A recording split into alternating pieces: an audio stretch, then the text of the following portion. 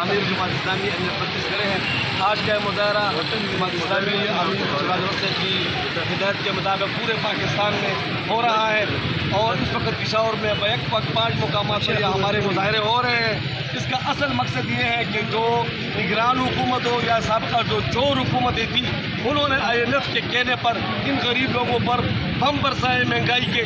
آج سے 2 دن پہلے جب اس خانہ خراب نے یہ حلف لیا تھا ککڑے کے کاکڑے پتہ نہیں مجھے اس کا نام صحیح نہیں آ رہا ہے ککڑے اس نے یہ کام کر دی کہ 2 دن کے حلف ہارنے کے بعد اس نے ایک دم 20 روپے پیٹرول اور ڈیزل کی قیمتوں میں اضافہ کیا جو کہ پورے پاکستان کے عوام کے لیے ایک موت کا پیغام تھا.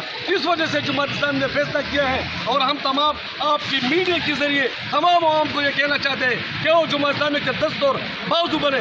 آج ہمارے تاجر میں ابھی اشرف روڈ سے چوکیاتگار سے عیسیٰ خوانی بازار کوچی بازار کوہٹی بازار یہاں پر سارے تاجر برادری اسی طرح ہاتھ پر ہاتھ دھر کے بیٹھے ہوئے ہیں. کوئی کاروبار کوئی سب نے معیشت ان لوگوں نے تباہ کی. آج جو سابقہ شہباز شریف تھا وہ کہتے ہیں کہ ابھی میری بیوی پر کچھ حادثہ پیش ہے میں لندن جا رہا ہوں. ایک 16 مہینے پر اس کو کوئی بیماری نہیں. جب اس نے نیب کے سیکس جب ان کے نیب ترامیم ختم کی ہم یہ مظاہرہ کر رہے ہیں. انشاءاللہ ہمارے جو یہ بڑے ہیں سراج الدین صاحب وہ یہاں پر تقریر کریں.